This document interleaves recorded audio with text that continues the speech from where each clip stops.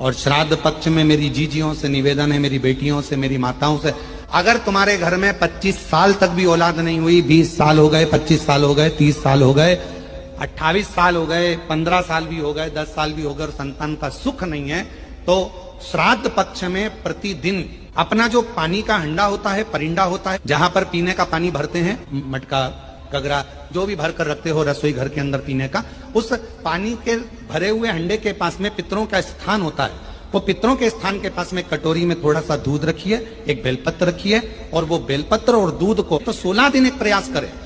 तुम रुकेश्वर महादेव का नाम लेकर, तुम रुकेश्वर महादेव का नाम लेकर शंकर जी के ऊपर तो चढ़ाएं बेलपत्र, जो तुमने परिंडे के पास, हंडे के पास रात्रि को रखा है, वो दूध को अशोक सुंदरी के स्थान पर समर्पित करना है और बेलपत्र को शिवलिंग पर समर्पित करना है। 16 दिन कर कर देखिए, उसके 3 महीने के अंदर देवाधिदेव महादेव की कृपा से गर्भ जरूर ठहरेगा। शिव जिसने जिंदगी में एक बार शिव महापुराण की कथा सुन ली तो वो पितरों को समझ जाएगा कि पितर है क्या। सारे लोकों में सबसे सुंदर लोक है पितर लोक। कारण क्या है? तुम्हारे यहां दिवाली साल में एक बार मनाई जाती है, देवलोक में दिवाली साल में एक बार मनाई जाती है, नाग दीपावली के दिन। पितृलोक में दीपावली रोज मनाई जाती है। कारण, पितृलोक में दिवाली रोज क्यों मनाई जाती है, उसका कारण क्या होता है?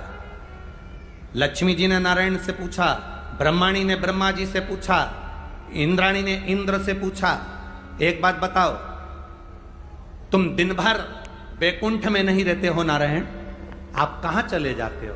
भगवान विष्णु ने कहा, मैं बता नहीं सकता कि मैं दिन भर कहां जाता हूं। नहीं, आज तो आपको बताना पड़ेगा कि तुम दिन भर कहां जाते हो, तुम दिन भर रहते कहां हो, कहां पहुंच जाते हो दिन भर, आपको बताना पड़ेगा, ये आपको बोलना पड़ेगा। भगवान नारायण कहते हैं, मैं नहीं बता सकता। सुबह शाम घर पर आते हो, दिन भर गायब रहते हो, आखिर जाते क्या हो? पत्नी पति से क्यों ना पूछे? तुम भी अपने पति से पूछ सकती हो, क्यों दुकान तो 8 बजे बंद हो गई थी, 11 बजे आ रहे हो, कहां थे श्रीमान? पूछ सकती है, पत्नी का फर्ज है पूछना, और पूछना चाहिए भी, पूछना चाहिए, उसमें क्या दिक्कत है? पति को बताना भी चाहिए अपनी पत्नी को कि मैं मां गया था तो मैं आते आते मंदिर होते हुआ आया तो ऐसा हुआ, तो पूरी पूरी बात बताओ कि ऐसा हुआ, बताना चाहिए। धर्म पत्नी को बताना चाहिए कि मैं गया था, ये काम था, वो काम था। लक्ष्मी जी ने पूछा, तुम दिन भर कहां रहते हो? भगवान विष्णु ने कहा, मैं बता नहीं सकता। बताना पड़ेगा। तब नारायण ने कहा, फिर नारायण बोले, नारायण ने कहा कि देखो लक्ष्मी, बात ऐसी है कि पितृलोक इतना सुंदर लोक है, इतना सुंदर लोक है कि जहां जितने पितर निवास करते हैं, उनके घर का कोई व्यक्ति अगर कथा सुनने जाता है, मंदिर जाता है, अगरबत्ती लगाता है, दिया लगाता है, या पूजन आराधना करता है, या भूलवश भी कहीं भगवान की कथा में जाकर बैठ जाता है, जितनी देर उसके घर का व्यक्ति कथा में बैठता है, नारायण कहते हैं उतनी देर मैं उसके घर के पितरों के कंधे पर हाथ रखकर कथा को श्रवण करता हूं।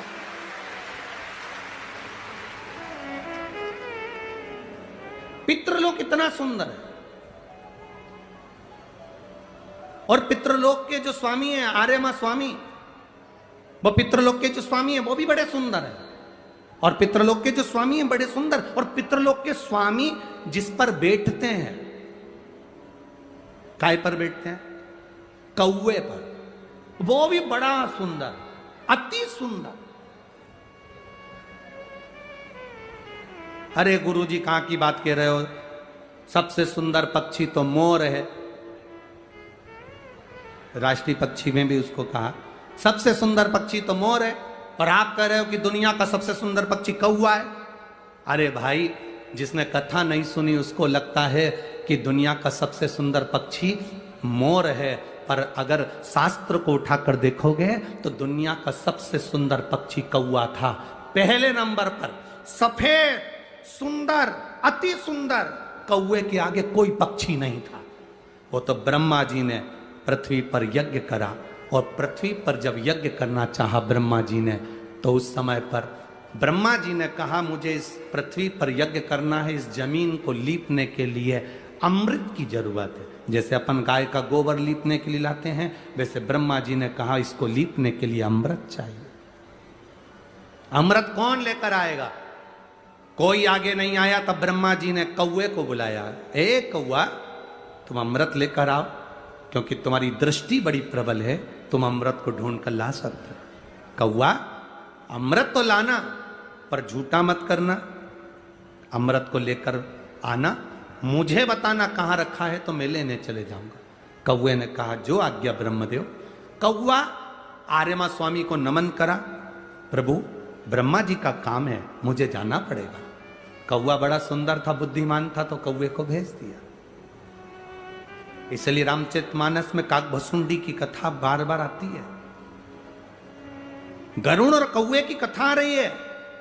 कौवा कितना विद्वान था, चला अमृत का पता लगाने के लिए। जब कौवा चला, अमृत का पता लगाते लगाते लगाते लगाते कौवे ने संकल्प ले लिया था कि जब तक अमृत नहीं मिलेगा मैं मुख झूठा नहीं करूंगा, पानी तक नहीं पीऊंगा।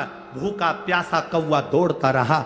आर्यमा स्वामी से कहकर कौवा दौड़ते दौड़ते दौड़ते दौड़ते जाए। बहुत दिन हो गए, तब कौवे को अमृत मिला। अमृत मिला तो कौवे को लगा बहुत तेज प्यास लग रही है, करूं क्या? कौवे ने उस अमृत को झूठा कर दिया। ब्रह्मा जी को आकर कहा, स्वामी अमृत वहां रखा हुआ है, पर बात इतनी सी है कि मैंने उस अमृत को झूठा कर दिया। ब्रह्मा जी को क्रोध आ गया। ब्रह्मा जी ने कहा, रे कौवे, तू सफेद होकर सुंदर होकर तूने ऐसा काला काम कर दिया, ऐसा बेकार काम करा, तूने अमृत को झूठा करा और ऐसा काला काम तूने करा। मैं तुझे श्राप देता हूं कौवे, तू गोरे से काला हो जाएगा। तूने अमृत को झूठा करा, इसलिए तेरी वाणी कर्कश हो जाएगी, तेरी वाणी कर्कश हो जाएगी। अमृत को कौवे ने झूठा करा था, इसलिए सारे पक्षी जल्दी मरते हैं, पर कौवा इतनी आसानी से नहीं मरता। कौवा इतनी आसानी से नहीं मरता। सारे पक्षी जल्दी मरते हैं, पर कौवा आसानी से नहीं मरता। तेरी वाणी कर्कश होगी तो काला होगा। सुंदर कौवा काला हो गया।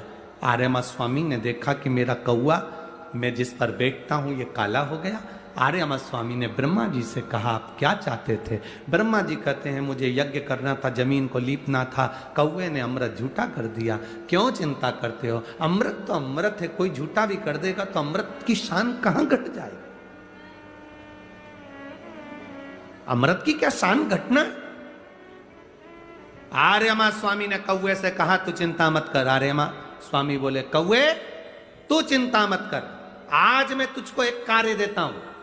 जब 16 श्राद्ध आएंगे, कौवा, जिस जीव की जो तिथि होगी, मान लो किसी की चतुर्थी तिथि है, उस चतुर्थी तिथि पर तुझे छोड़ने के लिए पृथ्वी पर पितरों को जाना पड़ेगा। जब उनके छत पर तो पितरों को छोड़ने के लिए जाएगा, कौवा जब तू वापिस आएगा, तेरे लिए छत के ऊपर भोजन रखा रहेगा। जिसकी छत पर भोजन रखा मिल जाए, उसको तू पाएगा तो पितृ तृप्त होंगे। कौवे ने कहा, मेरे द्वारा पितृ तृप्त होंगे? कौवा, नहीं, जब पितर वापिस आएंगे, पितृलोक में रहेंगे, उनको 1 वर्ष के अंदर जब भूख लगेगी, तब कौवा तू अपनी चोंच में उनकी छत से जो भोजन लेकर आएगा, अपनी चोंच से निकालकर उन पितरों को देगा, जिससे उनका कल्याण होगा और वो आशीर्वाद प्रदान करेंगे, वो वर प्रदान। हर हर महादेव। सभी शिव भक्तों के लिए श्री शिवाय नमस्तुभ्यम। आप लोग हमारे चैनल पर पहली बार आए हैं तो चैनल के लिए सब्सक्राइब कर लें, और हमेशा हमारी वीडियो देखते हैं तो लाइक कमेंट शेयर करना ना भूलें। कमेंट्स में हर हर महादेव या श्री शिवाय नमस्तुभ्यम अवश्य लिखें। इस वीडियो में बताए गए उपाय के लिए आप लोग करें, जिससे आपकी सभी मनोकामनाएं पूर्ण हो जाएं और आपके भाग में भी सद समृद्धि सब कुछ संपन्न हो। इस वीडियो में परम पूजनीय गुरुदेव ने जो कुछ बताया है, आप भी उसके लिए अपने कार्य सिद्ध करने के लिए अवश्य कर सकते हैं, जिससे आपकी मनोकामनाएं पूर्ण हो सकती हैं। हर हर महादेव।